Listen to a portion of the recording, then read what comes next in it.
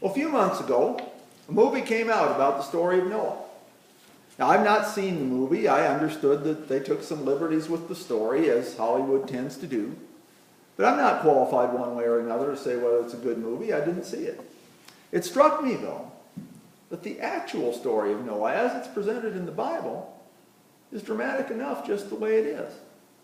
But the really interesting thing to me is not just to look at the story itself, but it's to look at the lessons that we can learn from Noah's story.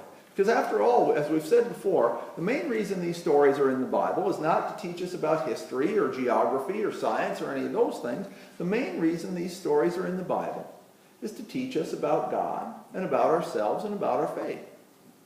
So today, we're going to start a sermon series called The Story of Noah. We're going to look at this story as it's presented in the Bible and look at the lessons that we can learn from it. And we start, as you heard, with the beginning of the story.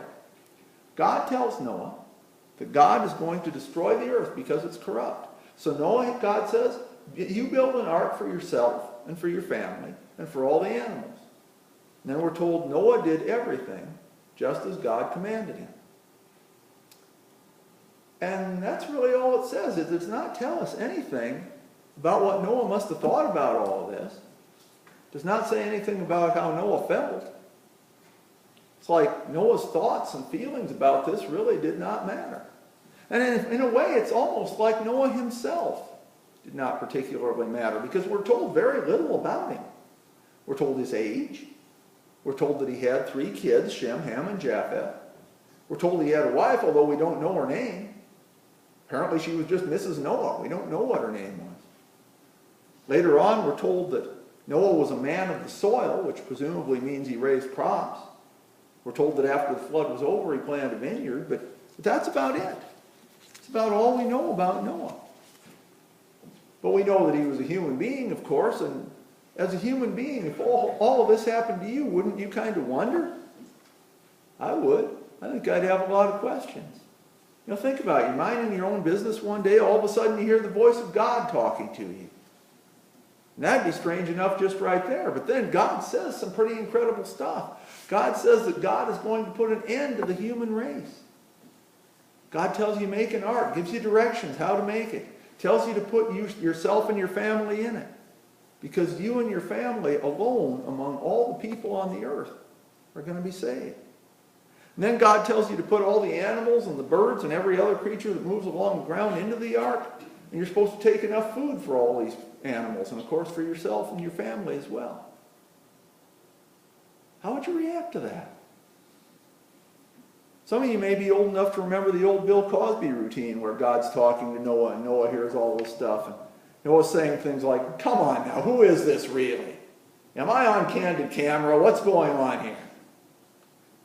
If you've never heard the routine, go to YouTube or something and find it, because it really is great. But the reason it's so great is because it really does describe how you and I would probably react if we were in Noah's place. I mean, if I was even convinced that it was God at all, that'd be the first thing you'd have to work through is this really God talking to me? But if I was convinced that it was, I'd have a lot of questions like, why did you pick me? How am I supposed to build an ark? What exactly is an ark anyway? Where am I supposed to get all this wood to build it from? How am I supposed to get all those animals on the ark? What am I supposed to do with them after I have them? Where am I going to find enough food for all these animals, let alone for my family? Where am I going to keep it? What if everybody thinks I've gone nuts? What if I have gone nuts? What if I only think it's God telling me all this stuff?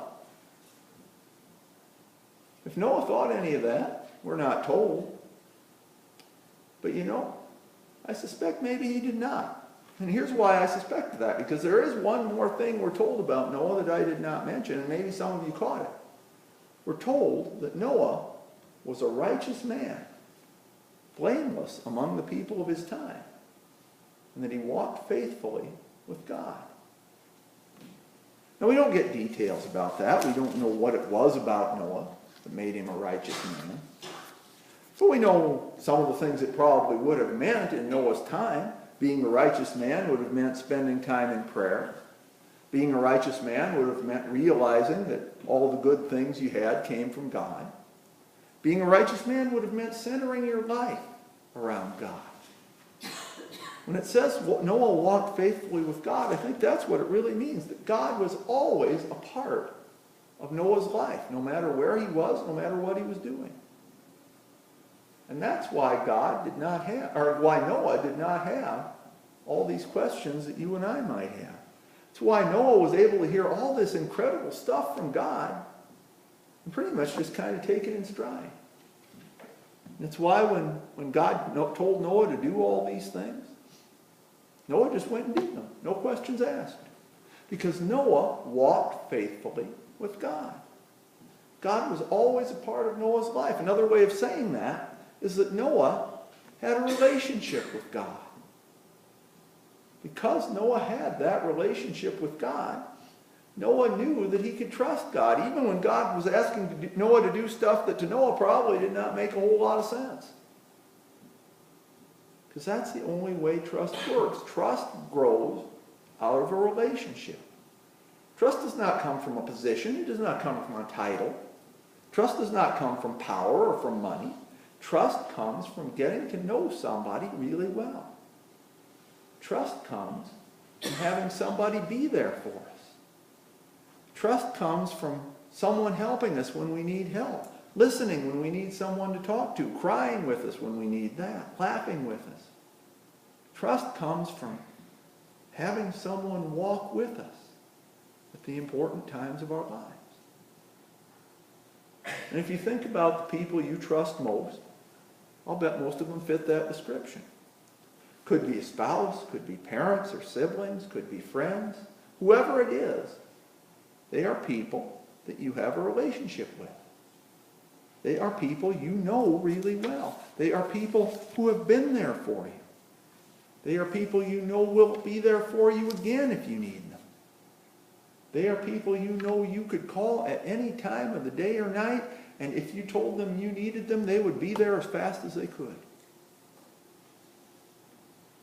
Noah walked faithfully with God. Noah had a relationship with God. Noah knew God well, and God knew Noah well. And because of that relationship, Noah knew that he could trust God. He trusted God so much that even when God told him to do something that did not make any sense at all to him, and even when Noah probably had no idea how he was going to be able to do it, he went and did it anyway. He trusted God to know that if God wanted him to do it, God would provide him a way to do it. He trusted God enough to believe that. And so that's the first lesson we get from the story of Noah. Trust. Walk faithfully with God. Get to know God well. Have a relationship with God that's strong enough to make us trust God.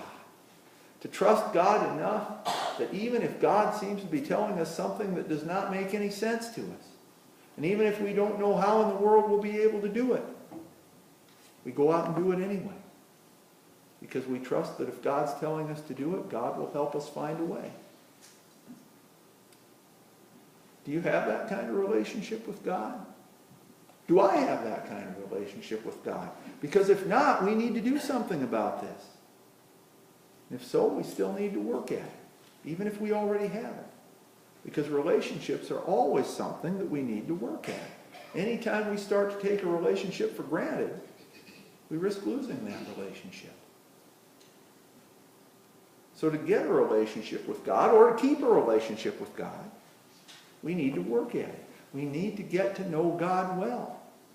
That means spending some time in prayer. It means spending some time reading the Bible. It means recognizing that all the good things we have come from God. It means recognizing that we need to do more to center our lives around God. Get to know God. Because God will always be there for us. God always has been for us in the past. God is there for us now. And God will be there for us in the future. God will help us when we need help. Listen when we need someone to listen to. Laugh with us. Cry with us. God will walk with us at all the important times in our lives. And God will walk with us through all the other times too. Noah trusted God. And you and I can trust God.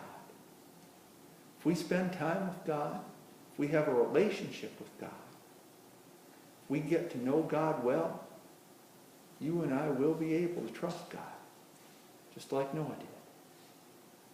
Amen.